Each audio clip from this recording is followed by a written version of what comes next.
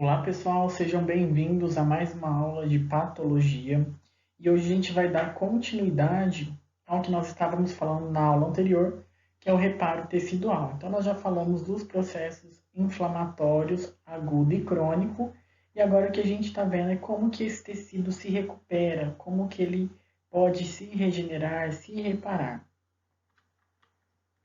Então, como já foi falado na aula passada, quando a gente fala de reparo tecidual, nós podemos tanto ter uma regeneração tecidual, como também uma cicatrização. E aí, quando a gente fala de regeneração, nós estamos falando que esse tecido sofreu uma lesão bem mais superficial e, portanto, nós teremos proliferação de células daquele tipo no qual foi lesionado. Agora, quando a gente fala de cicatrização, nós estamos falando que esse tecido teve uma lesão mais profunda e que não somente as células que foram lesionadas vão se proliferar, mas também outras que nós iremos comentar. E aí, voltando a falar de regeneração, quando a gente fala de regeneração, a gente tem que lembrar que nós temos que considerar a capacidade proliferativa das células, que aí esses tecidos podem ser tanto lábeis como estáveis e permanentes. Então, o que vai depender se essa célula vai ficar apenas na regeneração ou se ela também vai ser necessário passar pelo processo de cicatrização, é a capacidade proliferativa das células. E aí é importante, caso vocês não tenham visto a aula anterior, vocês correrem dar uma olhadinha lá, porque lá a gente define, passei para vocês a definição de cada uma dessas células e também dou alguns exemplos para que vocês possam entender. Então, lembrem, falando de reparação tecidual, nós podemos ter tanto a regeneração tecidual como também o processo de cicatrização, o que vai influenciar se vai ser uma regeneração ou uma cicatrização é tanto a gravidade daquela ferida, né, a gravidade daquela lesão e também a capacidade proliferativa das células. Então é importante nós comentarmos também que existem fatores que influenciam nesse reparo tecidual. E aí a gente pode dividir, né, estratificar essas influências tanto a nível sistêmico como também local. Quando a gente fala de influências a nível sistêmico, nós estamos falando, por exemplo, o hábito de beber, o hábito de fumar, que é o tabagismo, o etilismo, diabetes mellitus, neoplasias malignas, também a desnutrição e idade. Então, todos esses fatores são fatores que influenciam, a nível sistêmico, esse reparo tecidual, seja o processo de regeneração, seja o processo de cicatrização. Além disso, nós também temos as influências locais, que também podem prejudicar ou podem alterar esse processo de reparo tecidual. Quais são essas influências locais? O grau de destruição daquele tecido, e a gente tem que lembrar, quanto maior for a estólise, ou seja, a degradação daquele tecido, menor vai ser a chance de acontecer um processo de regeneração e maior vai ser a chance de acontecer um processo de cicatrização. Então, isso vem de encontro ao que nós tínhamos falado sobre as diferenças de regeneração e cicatrização. Falando de regeneração, nós estamos falando quando há uma lesão mais superficial. Já falando de cicatrização, nós estamos falando de um processo que acontece quando tem uma lesão um pouco mais profunda. Então, se houve uma maior estólise, ou seja, maior degradação daquele tecido, com certeza aquele tecido vai passar por um processo de cicatrização. Além disso, nós também podemos citar ainda como um fator, uma influência, né, no processo de reparação tecidual local, o tipo de inflamação. Se for uma inflamação aguda, se for uma inflamação crônica. Porque quanto maior o tempo, menor vai ser a chance de ser uma regeneração e maior vai ser a chance de haver um processo de cicatrização. E por último, também falando de influências locais, né? Influências desse reparo tecidual, nós podemos citar os fatores locais. E aí a gente vai dar um destaque para a irrigação sanguínea. Então, o fato daquele tecido ser mais irrigado ou não, isso também vai influenciar se esse tecido vai ser reparado melhor ou não, se ele vai passar por um processo de regeneração, de cicatrização adequadamente ou não, se vai ter um processo extremamente prejudicado. Por quê? É importante que aquele local lesionado, aquele local que tem a lesão, ele tenha irrigação sanguínea. Mas quando não há, também pode ter um processo de reparação tecidual danoso ou com algumas deficiências. Então, com relação ao reparo tecidual, a gente pode estratificar e afirmar também que acontecem 3 eventos que são importantes, 3 fases que são importantes para que esse tecido seja reparado. No primeiro momento, a gente vai ter a fase inflamatória. Nessa fase inflamatória, como o próprio nome diz, acontece uma inflamação aguda. E se acontece a inflamação aguda nesse local, como acontece uma inflamação aguda neste local, as células que estão envolvidas são aquelas células que nós falamos lá na aula de inflamação aguda. Aquelas células, aquele infiltrado celular que estão presentes na inflamação aguda também estará presente aqui no processo de reparo tecidual. No entanto, falando ainda da fase inflamatória, é importante nós lembrarmos que se esse reparo tecidual ele for induzido por algum corte, nós também teremos outros elementos celulares ali, naquele local, como por exemplo as plaquetas, que vão auxiliar no processo de coagulação para que posteriormente inicie esse processo inflamatório. Posteriormente, nós temos a fase que nós chamamos de proliferativa. Tem esse nome de fase proliferativa porque é quando alguns tipos celulares começarão a se proliferar, dentre eles os fibroblastos e as células endoteliais. Então, os fibroblastos eles se proliferam com o objetivo de produzir colágeno para que aquele tecido seja bem estruturado. As células endoteliais elas são proliferadas, acontecem essas proliferações desses tipos de células para que haja formação de novos vasos. E em outro momento também acontece o processo de epitelização. Esse processo é a proliferação de células epiteliais. Então, perceba que na fase proliferativa é quando vai ter a proliferação de células que são essenciais para que aquele tecido seja reparado. Então, células endoteliais, fibroblastos e também células epiteliais. Então, aqui eu coloquei para vocês tanto a neoangiogênese, então aqui a neoangiogênese, como também a fibroplasia e a epitelização. Então, falando de neoangiogênese, nós estamos falando da formação de novos vasos.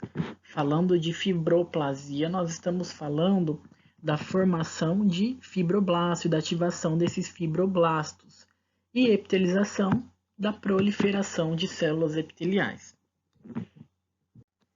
Então, lembrem que nessa fase proliferativa, nós temos 2 tipos de células que são extremamente imprescindíveis, que são muito importantes. Nós falamos de 3, mas agora nós estamos falando que 2 são extremamente importantes. Quais são eles?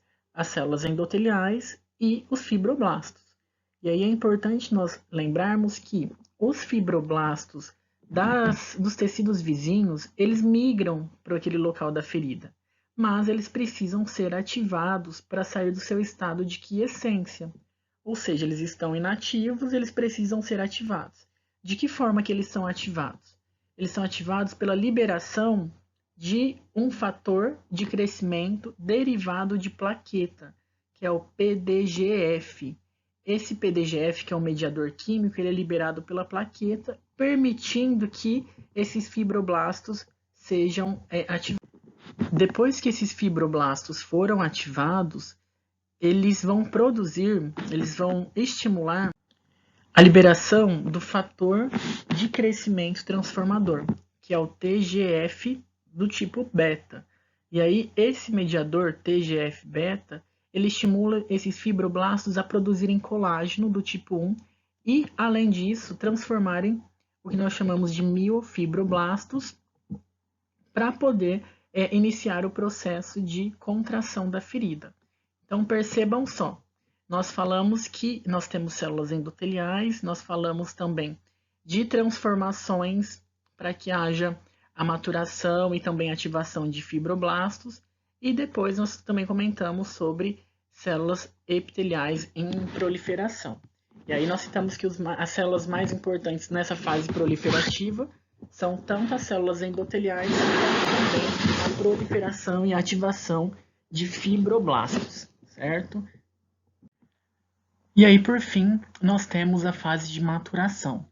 Nessa fase de maturação, é importante nós lembrarmos que vai ter a deposição, um acúmulo de colágeno de maneira organizada. Então, por isso que é uma fase muito importante desse processo de reparo tecidual. Nessa fase, nós teremos dois eventos importantes, que é a contração da ferida. Então, aquela ferida ela diminui o seu tamanho, né? E também tem o processo de remodelação. Quando a gente fala de remodelação, nós estamos falando que os colágenos eles estão ali sendo substituídos. É substituído um tipo de colágeno por outro tipo de colágeno, mais maduro e também mais forte, para que esses colágenos sejam assentados naquele tecido e aquela cicatriz fique muito mais próximo da arquitetura tecidual inicial, tá? Para que não haja cicatrizes tão aparentes e também para que haja uma cicatriz com a mesma capacidade de força, de resistir à força do que o tecido que tínhamos inicialmente. Nesse caso, é importante nós lembrarmos que o colágeno que foi produzido lá no começo, que eu tinha comentado com vocês, na fase proliferativa, né, quando os fibroblastos são ativados, esses colágenos eles são muito finos, eles são mais finos do que o que a gente precisa no nosso tecido. Então, com o tempo, esse colágeno inicial, que é o colágeno tipo 3, mas não precisa decorar qual é o tipo, mas esse colágeno que é colocado inicialmente ali nesse processo, ele é reabsorvido e um colágeno mais espesso ele é produzido para que esse tecido receba um colágeno mais forte. E aí é importante que quando a gente fala de substituição de tipos de colágeno, a gente tem em ação uma enzima que chama colagenase. Essas colagenases são enzimas que degradam aqueles tipos de colágeno que são os mais fraquinhos para dar vez, para dar chance, né, para os colágenos que são mais fortes. E aí, quem secreta essas colagenases são os fibroblastos e também os leucócitos. Então, por isso que é importante que essas duas células estejam presentes nesse processo de reparo tecidual. Então, as colagenases são liberadas, são secretadas pelos fibroblastos e pelos leucócitos, e aí o objetivo disso é fazer com que o colágeno mais fraco, que é o colágeno colocado ali inicialmente, seja degradado, para que então um colágeno mais forte substitua e pertença, né, acabe participando desse processo de reparo tecidual. Então vejam aqui nós temos um quadro que eu achei muito interessante, que foi disponibilizado aí nesse site que eu coloquei no cantinho para vocês, da Universidade Federal do Rio Grande do Sul. E nesse quadro tem um resuminho desse processo de cicatrização das feridas, né, separado por as fases que nós falamos. Aqui nós temos uma fase a mais, que é o debridamento, mas tem as outras fases que nós falamos, que é a inflamação, a proliferação e a maturação. E aí aqui eles trazem os principais eventos que acontecem em cada uma dessas fases. Então vamos olhar esse quadro com mais atenção. No processo de inflamação, que ele pode ser ocasionado de 0 a 3 dias, ser considerado de 0 a 3 dias, acontece todos aqueles eventos que nós falamos de alteração na permeabilidade vascular, e além disso pode acontecer também a deposição de fibrina. Quem é a fibrina? É aquela proteína que vai ser responsável por auxiliar no processo de coagulação quando aquela lesão for oriunda, né, de um corte, quando aquela lesão for um corte, tá? Tem também o processo de exudação e de edema, que são aqueles eventos que são característicos da inflamação aguda que nós tínhamos comentado. Depois aqui eles citam uma outra fase, o debridamento. O debridamento, eles consideram aqui como de 1 a 6 dias, e que nesse debridamento nós temos uma proliferação de células polimorfonucleares. E aí, nesse caso, a gente tem uma alta atividade dessas células, por quê? Para que essa inflamação seja estabelecida, para que ela continue ali atuando e tentando fazer uma limpeza daquele local. Além disso, ainda na fase de debridamento, nós temos a atividade dos linfócitos e dos macrófagos. Por quê? O que vem a ser o debridamento? O debridamento ou desbridamento é quando tem uma limpeza de um tecido que está morto para ser trocado por outro. E aí, quando a gente fala de linfócito, principalmente de macrófago, nós estamos falando que são células que vão fagocitar ou que então vão chamar células para iniciar o processo de fagocitose daquelas células que estão mortas. Tá? Então, o debridamento é a retirada daquelas células que estão mortas para elas serem trocadas por células que vão recompor aquele tecido. Então, no debridamento acontece a limpeza, tá, daquele local.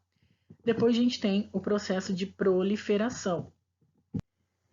E aqui nesse processo de proliferação, quero destacar para vocês o que nós já tínhamos comentado, a angiogênese, também a proliferação de fibroblastos e também a síntese de colágeno.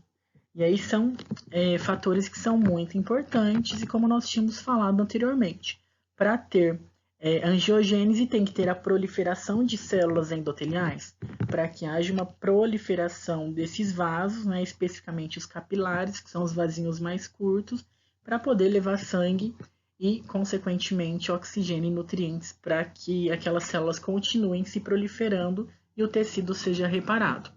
Além disso, é importante que haja a proliferação de fibroblastos, porque os fibroblastos irão preencher aquele tecido que está necessitado ou que aquele tecido que não tem uma capacidade de proliferação.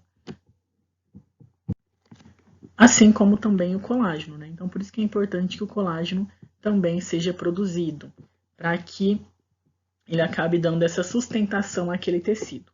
Depois nós temos a fase de maturação. Na fase de maturação, nós já temos uma diminuição do número de capilares, nós temos também uma diminuição do número de células que estão sendo proliferadas naquele tecido.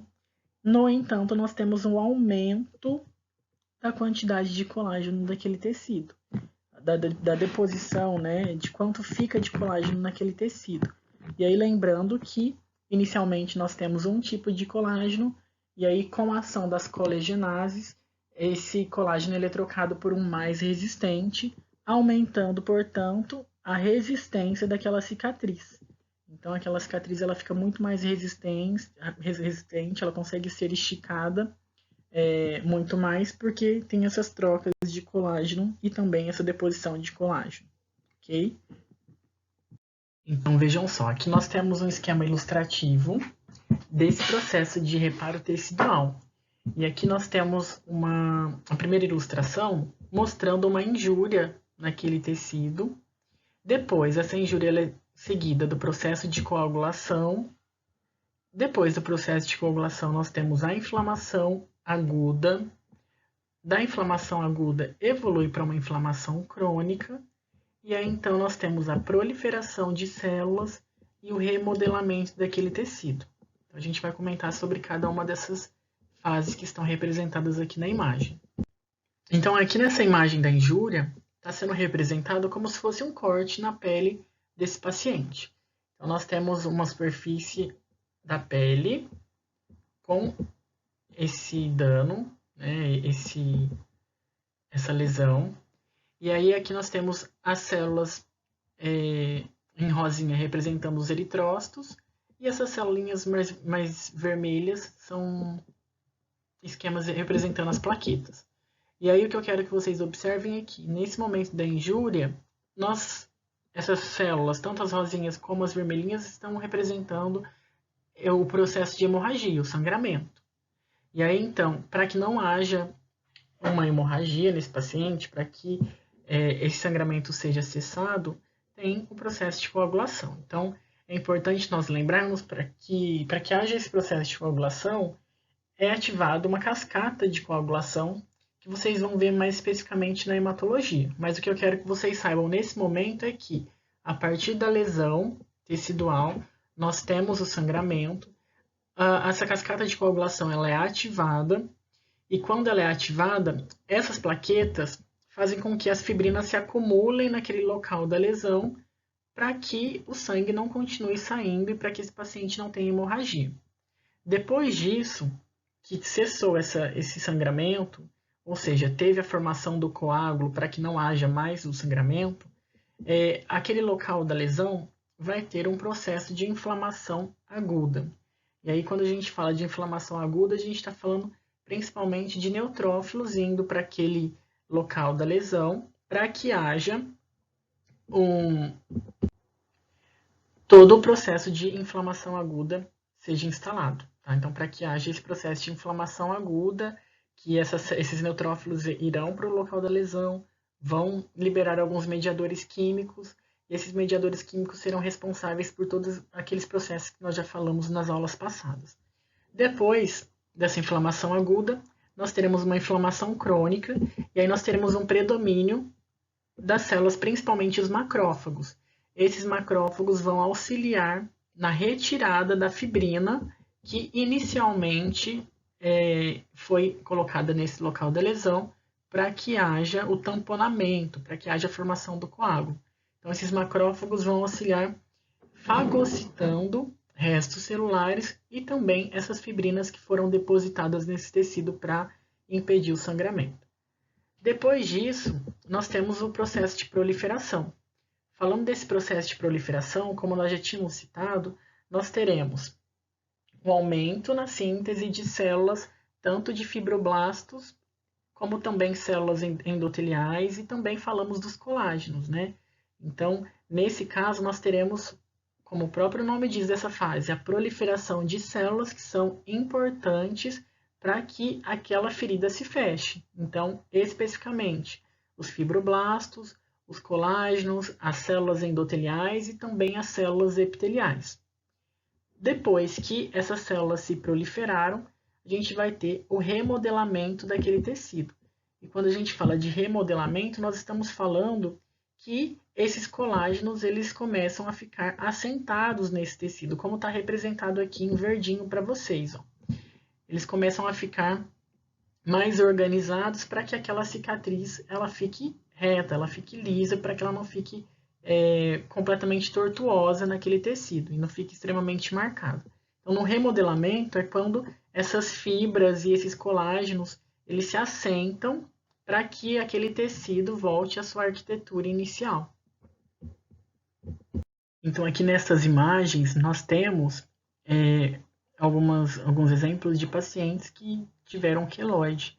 E aí é importante nós lembrarmos que o processo de queloide nada mais é que uma falha naquela fase de remodelamento, naquela fase de maturação desse tecido novo que foi criado.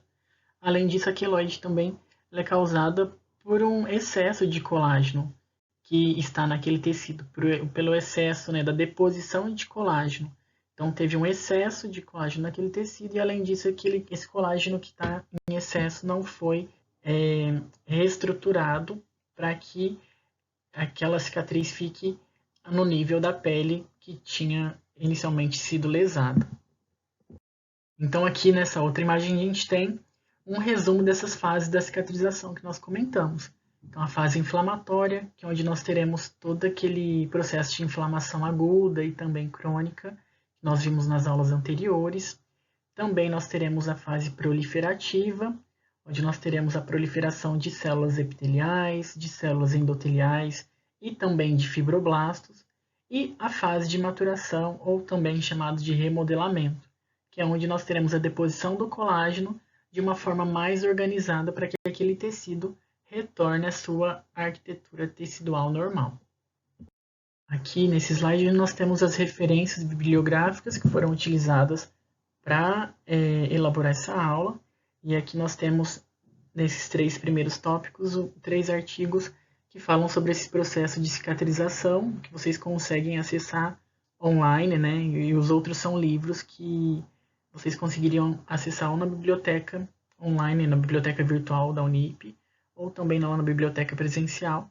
Mas esses 3 aí são materiais que são muito bons, que recomendo para que vocês possam estudar esse processo que nós acabamos de falar. E vocês conseguem acessar facilmente pelo link que eu disponibilizei aí. Então, vejo vocês no Zoom.